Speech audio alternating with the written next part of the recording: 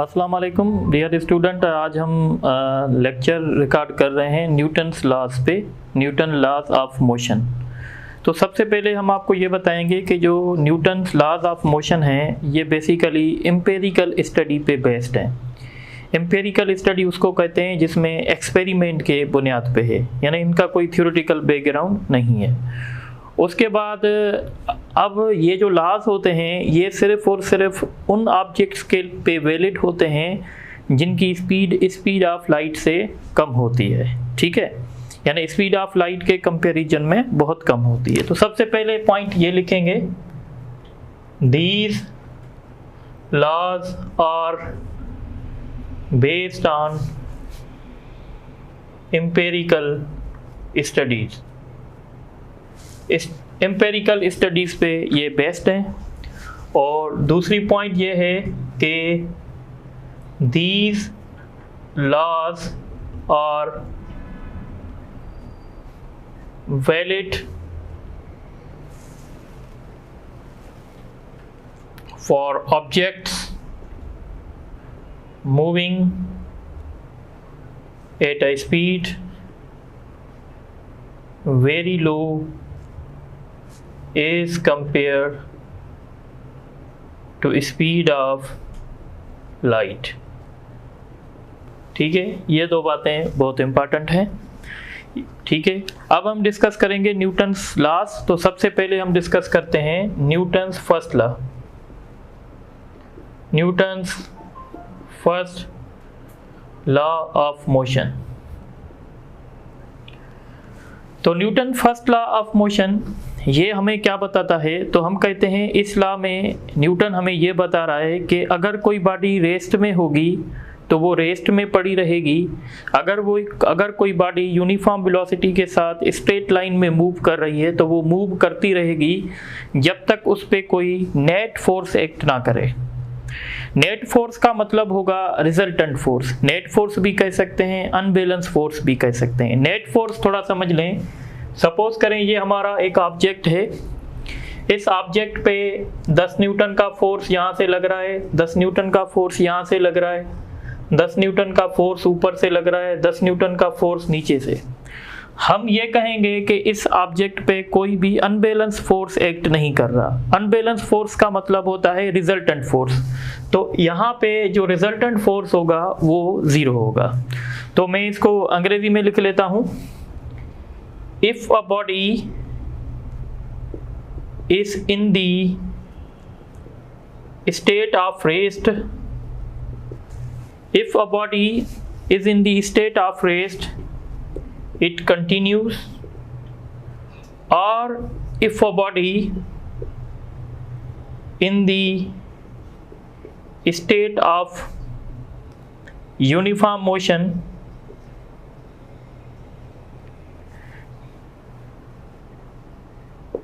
it continues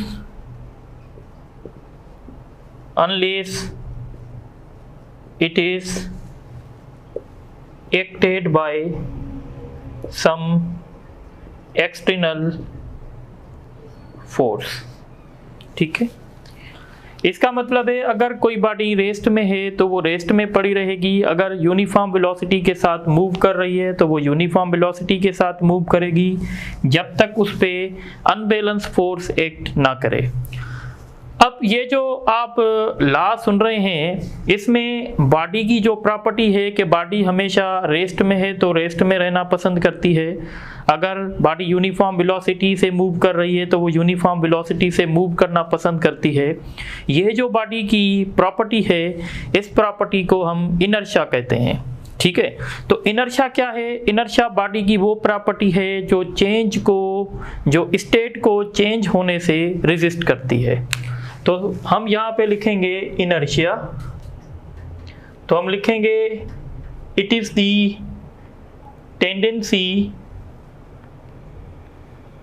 tendency of a body to resist the change in the state of rest or motion। It is the tendency of a body. ये body की अपनी एक सलाहियत होती है, अपनी एक प्रॉपर्टी होती है जो स्टेट को चेंज करने से रोकती है, चाहे वो स्टेट रेस्ट की हो, चाहे वो स्टेट मोशन की हो। अब ये जो इनर्शिया होती है ये किस पे डिपेंड करती है? तो ये डिपेंड करती है बॉडी के मास पे। It depends upon the mass of body. Greater the mass, अगर बॉडी का मास ज्यादा होगा, ग्रेटर विल बी इनर्शिया, फिर इनर्शिया ज्यादा होगी। जैसे आपका कॉमन एक्सपीरियंस है कि एक हमारे पास 20 किलोग्राम की बॉडी है और एक हमारे पास 10 किलोग्राम की बॉडी है। अगर दोनों बॉडी स्टेशनरी हैं तो आप कहेंगे कि 20 किलोग्राम बॉडी को मोशन में लेके आना थोड़ा सा मुश्किल है as compare to 10 kilogram body. वो इसलिए क्योंकि 20 किलोग्राम की जो बॉडी है इसकी इनर्शिया ज़्यादा है और 10 किलोग्राम बॉडी की इनर्शिया जो है वो कम है। तो ये बात क्लियर होनी चाहिए कि इनर्शिया जो है बॉडी के मास पे डिपेंड करती है, जितना मास ज़्यादा होगा उतनी इनर्शिया ज़्यादा होगी। अब जो आपने न्यूटन का फर्स्ट लॉ देखा, तो न्यूटन के फर्स्ट लॉ ने बेसिकली इनर्शिया को एक्सप्लेन किया है, इसीलिए Newton first law of motion को हम लोग लॉ ऑफ इनर्शिया भी कहते हैं, लॉ ऑफ इनर्शिया। तो आपसे क्वेश्चन कर सकते हैं कि न्यूटन फर्स्ट लॉ को और हम क्या कहते हैं? तो इसको लॉ ऑफ इनर्शिया कहा जाता है। अच्छा, यहाँ से अगर आप देखें तो हमें ये पता चल रहा है कि अगर किसी बॉडी पे नेट फोर्स एक्ट नहीं करेगा तो वो बॉडी अपनी स्टेट को मेंटेन करेगी, पर अगर बॉडी पे नेट फोर्स एक्ट करेगा तो इसका मतलब है उसकी स्टेट जो है चेंज हो जाएगी। तो इस लॉ से हमें फोर्स की डेफिनेशन भी मिल रही है, यानी फोर्स की डिस्क्रिप्शन भी मिल रही है, यानी हमें फोर्स की क्वालिटी भी मिल रही है। तो हम ये कह सकते हैं Newton first law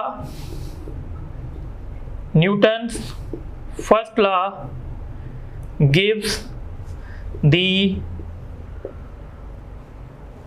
qualitative description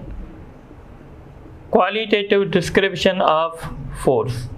यानी न्यूटन का जो फर्स्ट लॉ है ये हमें फोर्स की क्वालिटेटिव डिस्क्रिप्शन देता है, यानी ये हमें फोर्स की क्वालिटी बताता है। तो हम यहाँ से फोर्स की डेफिनेशन भी लिख सकते हैं।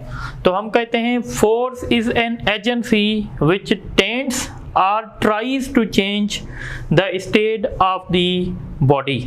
यानी फोर्स एक ऐसा जरिया है जिसकी मदद से बॉडी की स्टेट चेंज होती है या चेंज होने की कोशिश होती है।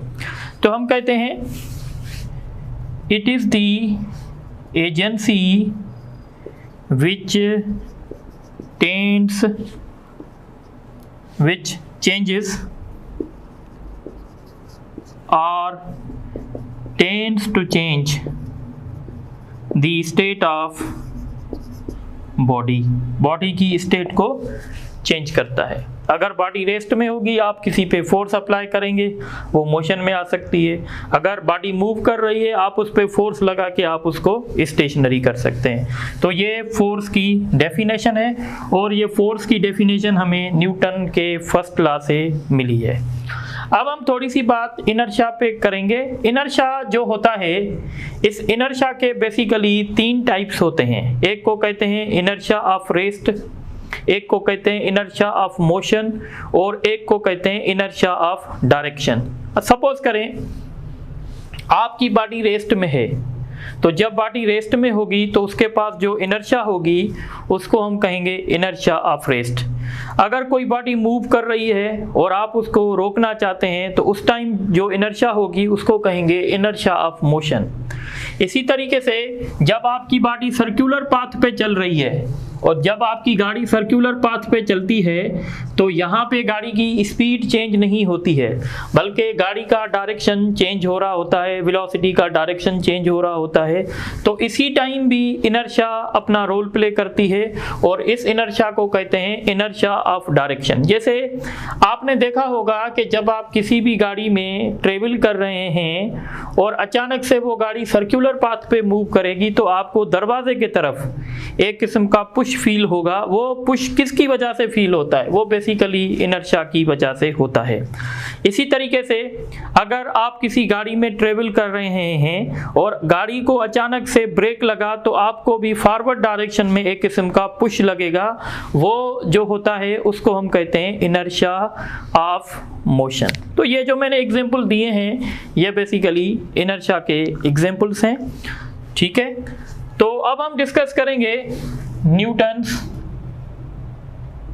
Second law. ये बहुत इंपॉर्टेंट है। न्यूटन्स सेकंड लॉ को हम कैसे डिफाइन कर सकते हैं? तो हम कहते हैं when net force is acting on a body, जब किसी बॉडी पे नेट फोर्स एक्ट करेगा it will produce an acceleration, वो उस बॉडी में एक्सेलरेशन प्रोड्यूस करेगा। इसका मतलब है अगर बॉडी में नेट फोर्स एक्ट नहीं करेगा तो बॉडी में एक्सेलरेशन भी प्रोड्यूस नहीं होगी। तो हम कहेंगे when a net force is acting on a body it produces an acceleration, वो बॉडी में acceleration produce करेगा। When a net force is acting on body it produces an acceleration. The magnitude, it produces an acceleration in the direction of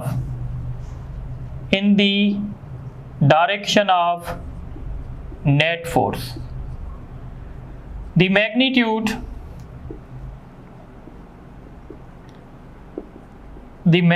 of acceleration is directly proportional to the magnitude of force and inversely proportional to the mass of body। ये Newton second law है। यानी जब किसी body पे net force act करेगा तो उस body में एक एक्सेलरेशन प्रोड्यूस होगी नेट फोर्स के डायरेक्शन में। देखें अगर ये एक बॉडी है और यहाँ से 10 न्यूटन फोर्स लग रहा है और यहाँ से ऐसे 8 न्यूटन फोर्स लग रहा है, तो हम कहेंगे इस बॉडी पे जो नेट फोर्स लग रहा है वो 2 न्यूटन का है और वो नेट फोर्स का डायरेक्शन जो है वो ऐसे होगा। इसका मतलब है इस ब्लॉक में जो एक्सेलरेशन प्रोड्यूस होगी वो इस डायरेक्शन में होगी। तो ये बात यहाँ तक क्लियर हो गई। द मैग्नीट्यूड ऑफ एक्सेलरेशन, यानी जो एक्सेलरेशन का मैग्नीट्यूड होगा वो डायरेक्टली प्रोपोर्शनल करेगा मैग्नीट्यूड ऑफ नेट फोर्स पे और वो इनवर्सली प्रोपोर्शनल करेगा मास ऑफ द बॉडी पे। अब यहाँ पे थोड़े से हम कुछ फार्मूले डिस्कस करेंगे। देखें आपको कह रहे हैं, सपोज मैं कह रहा हूँ भाई एक 5 किलोग्राम की बॉडी है, उस पे एक फोर्स अप्लाई हुआ 10 न्यूटन और उसमें एक्सेलरेशन प्रोड्यूस हुई सपोज करो 2 मीटर पर सेकंड स्क्वायर। अगर इसी बॉडी पे 5 किलोग्राम बॉडी पे 20 न्यूटन का फोर्स लगेगा तो कितनी एक्सेलरेशन प्रोड्यूस होगी? तो यहाँ पे हमने क्या किया है, बॉडी के मास को कांस्टेंट रखा है। जब हम बॉडी के मास को कांस्टेंट रखेंगे और हम नेट फोर्स का मैग्नीट्यूड बढ़ाते जाएंगे तो एक्सेलरेशन भी बढ़ेगी। तो इसीलिए हम रेशियो लिखेंगे A1/A2 is equal to F1/F2। पर यहाँ पे कौन सी चीज कांस्टेंट रहेगी? Mass is constant. ठीक है, अब हम एक और भी रिलेशन बनाएंगे। अब समझें कि ये 10 किलोग्राम की बॉडी है, इस पे एक फोर्स F अप्लाई हुआ था और इसमें एक्सेलरेशन 2 मीटर पर सेकंड स्क्वायर की प्रोड्यूस हुई थी। अब सेम फोर्स अगर 5 किलोग्राम बॉडी पे अप्लाई हो तो कितनी एक्सेलरेशन प्रोड्यूस होगी? तो अगर सेम फोर्स 5 किलोग्राम बॉडी पे अप्लाई होगा तो अब जो एक्सेलरेशन प्रोड्यूस होगी वो पहले से ज्यादा होगी क्योंकि बॉडी का मास जो है कम हो चुका है। यानी यहाँ पे हमारा फोर्स कांस्टेंट है तो एक्सेलरेशन का जो रेशियो बनेगा वो इनवर्स बनेगा और इनवर्स रेशियो ऐसे बनेगा। यहाँ पे हमने एक्सेलरेशन को क्या रखा हुआ है, एक्सेलरेशन को हमने रखा हुआ है कांस्टेंट। ठीक है, जब हम इन दोनों को कंबाइन करेंगे तो फार्मूला बन जाएगा F = ma। ये जो फोर्स है हम इसको टेक्निकली नेट फोर्स कहते हैं। देखो फोर्स के फार्मूले मुख्तलिफ हो सकते हैं, यानी जैसे फोर्स ऑफ फ्रिक्शन है उसका फार्मूला μmg होगा, सेंट्रीपिटल फोर्स है उसका फार्मूला mv²/r होगा, पर एक फोर्स ऐसा है जिसका फार्मूला हमेशा सेम रहता है, उस फोर्स को कहते हैं नेट फोर्स, और नेट फोर्स हमेशा बराबर होता है मास इनटू एक्सेलरेशन। अब देखें यहाँ से हम ये डिस्कस कर सकते हैं कि भाई इस फोर्स का यूनिट क्या बनेगा। तो अगर आप मास का यूनिट रखेंगे किलोग्राम, एक्सेलरेशन का यूनिट रखेंगे मीटर/सेकंड², तो फोर्स का जो बेसिक यूनिट होगा वो किलोग्राम मीटर/सेकंड² होगा। अगर आप इसकी डायमेंशन लिखेंगे ml, मास की जगह m आएगा, मीटर की जगह l और इसकी जगह t, तो ml T⁻⁻² इस फोर्स की डायमेंशन होगी।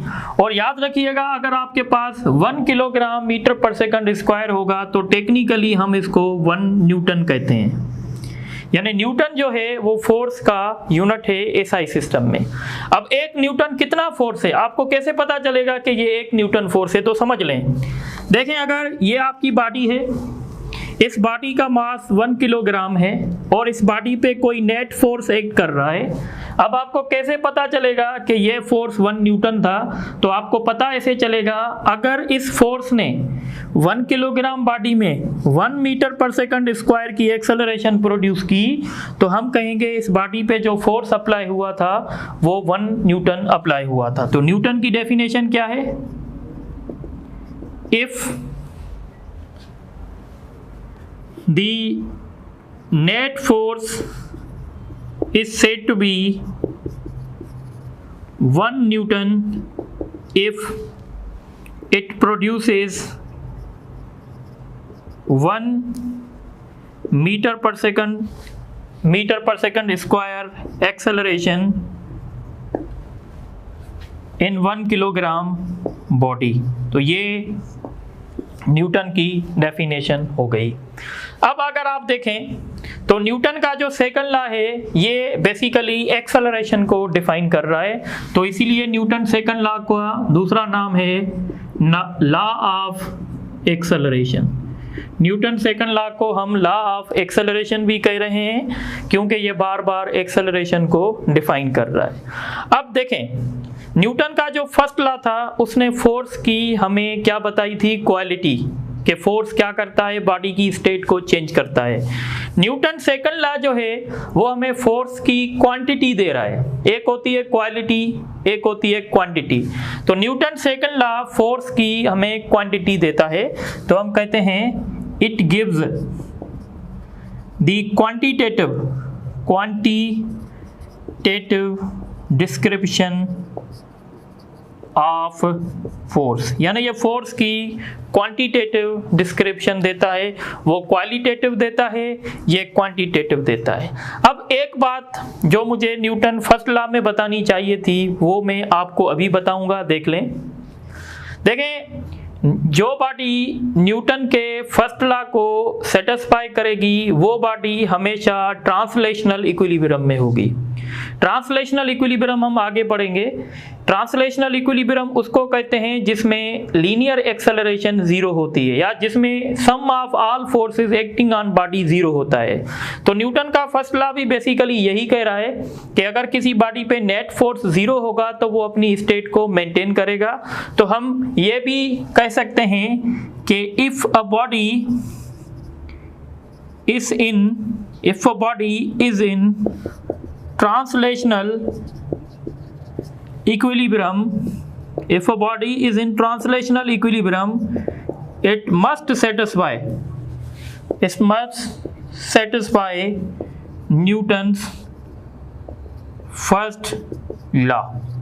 न्यूटन फर्स्ट लॉ को वो सेटिस्फाई करेगा। इसका एग्जांपल क्या है, देखें जैसे हम कहते हैं कि भाई ये बुक टेबल पे पड़ा हुआ है, तो जब आप ये बुक टेबल पे पड़ा हुआ है तो इस पे 2 फोर्स एक्ट कर रहे हैं, एक है ग्रेविटेशनल पुल और एक है टेबल का नॉर्मल रिएक्शन। ये दोनों फोर्सेस एक दूसरे के साथ कैंसिल हो गए, यानी इस बुक पे कोई भी नेट फोर्स एक्ट नहीं कर रहा। तो ये जो बुक है वो ट्रांसलेशनल इक्विलिब्रियम यानी या तो रेस्ट में रह सकता है या तो यूनिफॉर्म वेलोसिटी के साथ मूव कर सकता है, पर इस केस में ये रेस्ट में है। तो ये बात जरूर नोट कर लीजिएगा कि जब कोई बॉडी न्यूटन फर्स्ट लॉ को सेटिस्फाई करती है तो वो हमेशा ट्रांसलेशनल इक्विलिब्रियम में होती है। तो इस तरीके से ये न्यूटन सेकंड लॉ की डिस्क्रिप्शन थी।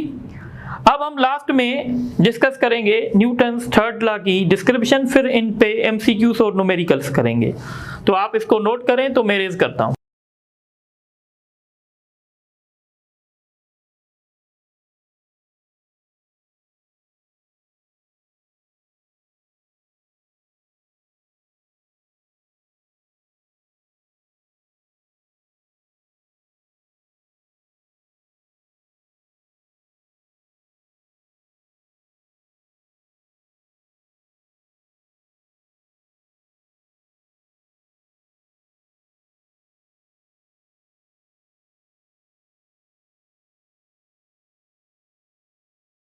अच्छा, अब ये कुछ मैंने क्वेश्चन लिखे हैं। अच्छा, कल मैंने आपको लेक्चर की एंड में बताया था कि एक क्वेश्चन है जो मुझसे स्लिप हो गया है, वो मैं इंशाल्लाह आपसे डिस्कस करूंगा। फ्री फॉल मोशन का है, तो सबसे पहले मैंने वो लिखा है, थोड़ा सा टेक्निकल है, आप समझ लें। A stone is dropped from a height of 45 metre. 2 seconds later another stone is thrown vertically downward from same height. If both stones strikes the ground at same instant, find the speed at which second stone is thrown. ठीक है, अब आप कैसे इसको solve करेंगे? देखें, पहले इसका मतलब समझें। ये समझें एक हाइट है, यहां से एक स्टोन हमने ड्रॉप किया, ये स्टोन नंबर 1। फिर 2 सेकंड के बाद हमने दूसरा स्टोन थ्रो किया है डाउनवर्ड, वर्टिकली डाउनवर्ड, यानी हमने कुछ स्पीड उसको दी थी। और इस तरीके से दोनों जो स्टोन हैं वो साइमल्टेनियसली ग्राउंड पे स्ट्राइक कर रहे थे। अब हमें ये फाइंड करना है कि हमने इस स्टोन को कितनी स्पीड से ड्रॉप किया था। अब देखें, ये जो क्वेश्चन है स्टूडेंट, हर एक स्टूडेंट अपनी लॉजिक यूज़ करेगा। मैं जो लॉजिक यूज़ करूँगा वो बहुत सिंपल है। सबसे पहले मैं ये कैलकुलेट करूंगा कि ये जो पहला स्टोन है जिसको जस्ट मैंने ड्रॉप किया था वो ग्राउंड तक आने के लिए कितना टाइम लेगा। तो बहुत आसान है, डाउनवर्ड मोशन में time 2h divided by t। तो ये फर्स्ट स्टोन जो टाइम लेगा 45 डिवाइडेड बाय 10, 90 होगा। 90 10 से डिवाइड करेगा, 9 का रूट कितना होगा? 3 सेकंड। यानी पहले वाला स्टोन जो है वो 3 सेकंड के बाद ग्राउंड को हिट करेगा, और ये वाला स्टोन हम 2 सेकंड के बाद थ्रो कर रहे हैं, और ये भी उसी टाइम हिट कर रहा है ग्राउंड को जब पहला स्टोन। इसका मतलब है ये वाला जो स्टोन है इसको सिर्फ 1 सेकंड मिलेगा ग्राउंड तक पहुंचने में, क्योंकि 2 सेकंड डिले हो गया। अब इसको 1 सेकंड ही मिलेगा ताकि वो ग्राउंड पे आ सके। और डिस्टेंस का फार्मूला आप जानते हैं, v इंटू टी 1/2 GT²। ठीक है, क्योंकि हमने इसको किसी ना किसी वेलोसिटी के साथ स्ट्राइक किया था। ये कितने टाइम में ग्राउंड पे आएगा?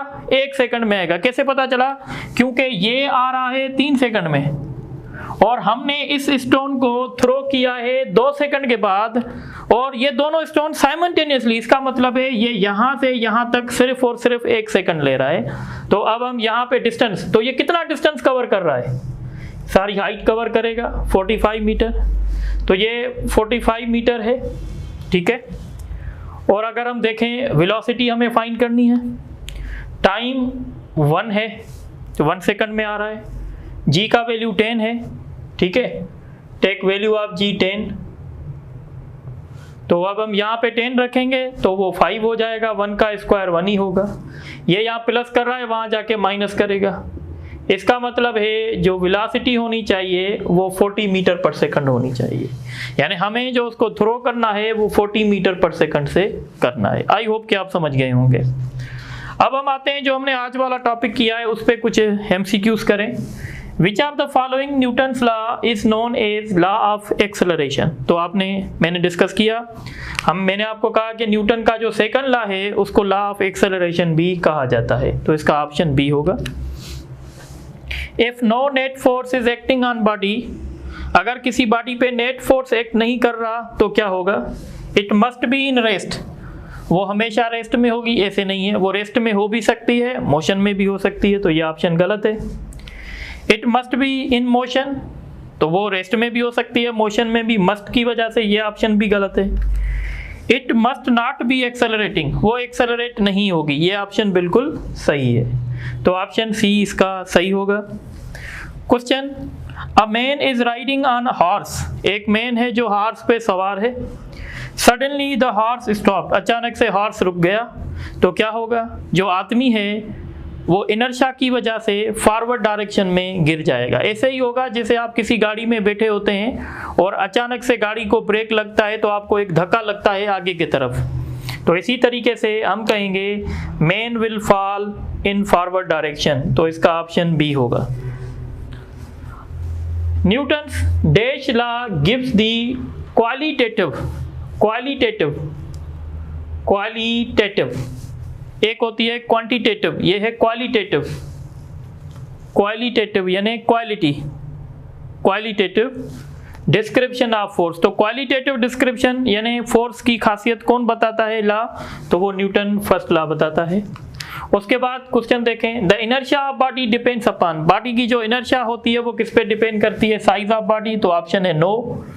मास ऑफ द बॉडी, यस, तो इनर्शिया सिर्फ और सिर्फ बॉडी के मास पे डिपेंड करती है। फिर एक दूसरा क्वेश्चन है, ये अब हम न्यूमेरिकल साइज पे चल रहे हैं। देखें क्वेश्चन लिखा हुआ है, two forces having magnitude 8 newton and 6 newton are perpendicular to each other. ठीक है, दो फोर्स हैं जो आपस में परपेंडिकुलर हैं और ये किसी बॉडी पे एक्ट हो रहे हैं। ठीक है, acting on to 20 kilogram body, find the acceleration. सबसे पहले हमें नेट फोर्स निकालना पड़ेगा, तो हम सीख के आए वेक्टर में कि अगर फोर्सेस परपेंडिकुलर हों तो नेट फोर्स कैसे मिलता है? 8 का स्क्वायर प्लस 6 का स्क्वायर, 64 प्लस 36 100 और 100 का रूट होगा 10, तो नेट फोर्स हमें मिल गया 10। अब जब हमें नेट फोर्स मिल गया है तो अब हम एक्सेलरेशन फाइंड कर सकते हैं। एक्सेलरेशन क्या होगी? F net divided by mass. Net force हमें मिला है 10, बॉडी का मास है 20, तो इसका रिजल्ट आएगा 0.5 यानी ए ऑप्शन होगा। ठीक है, उसके बाद ये क्वेश्चन देखें, a body having mass 1000 kilogram is moving with the uniform velocity of 2 metre पर second, find the net force acting on body। अब देखें स्टेटमेंट में क्या लिखा हुआ है? Uniform velocity. अगर कोई बॉडी यूनिफॉर्म वेलोसिटी के साथ मूव करेगी तो उसमें एक्सेलरेशन 0 होगी, अगर एक्सेलरेशन 0 होगी तो नेट फोर्स भी 0 होगा, तो इसका ऑप्शन बगैर कैलकुलेशन के हम बता सकते हैं। अब ये देखें, a force of 20 Newton is acting on body produce an acceleration of 4 metre पर second square. If now 120 Newton force is acting on same body then acceleration will be. अब देखें इन्होंने क्या किया है, बॉडी सेम है, मास सेम है, सिर्फ फोर्स को चेंज कर रहे हैं। तो हमने एक फार्मूला पढ़ा था, A1 upon A2 is equal to F1 upon F2। A1 की जगह हम क्या रखेंगे? पहले एक्सेलरेशन कितनी थी? 4, पहले फोर्स कितना था? 20, अब एक्सेलरेशन कितनी होगी जबकि फोर्स 120 है? क्रॉस मल्टीप्लाई करेंगे या 1 और 6 हो जाएगा। ठीक है, तो अब हम इसको क्रॉस मल्टीप्लाई करेंगे तो A2 बराबर होगा 24, तो इस ऑप्शन को मैं 24 कर देता हूं, तो इसका सही ऑप्शन जो होगा वो डी होगा। अब ये देखें, बहुत ही इंपॉर्टेंट क्वेश्चन है, ऐसा क्वेश्चन आपकी टेस्ट में भी आ चुका है। A train having mass, train का मास दिया गया है, डेटा निकालें आप। Is moving with the speed of 20, initial speed 20 है। ठीक है, brakes are applied, brakes apply किए गए तो फाइनल वेलोसिटी 0 हो जाएगी। And it was stopped after covering a distance of 100 metre, stopping distance दिया गया है 100 मीटर।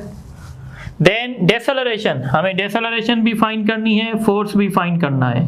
अब आपने इक्वेशन ऑफ मोशन पढ़ी हुई है, डेसेलरेशन फाइंड कर सकते हैं, 2as vf square minus vi, 2 एक a फाइंड करनी है, डिस्टेंस 100 है, फाइनल 0, इनिशियल 20 का स्क्वायर करेंगे तो 400 आ जाएगा, 200A माइनस 400A, तो A बराबर होगा 400 डिवाइडेड बाय 200 यानी 2। माइनस हम इसलिए नहीं दे रहे क्योंकि ये खुद बोल रहा है कि डेसेलरेशन है। तो अब एक्सेलरेशन या डेसेलरेशन कितनी आई है 2। अब फोर्स कैसे फाइंड करेंगे, मास इनटू एक्सेलरेशन, तो इसका मास कितना है 1000 मल्टीप्लाइड बाय 2, तो ये हो जाएगा 2000। यानी ऑप्शन हमारा जो सही होगा एक्सेलरेशन 2 होगी, नेट फोर्स 2000 होगा, और ऐसा ऑप्शन आपको बी में मिलेगा। ठीक है, उसके बाद ये वाला क्वेश्चन देखें।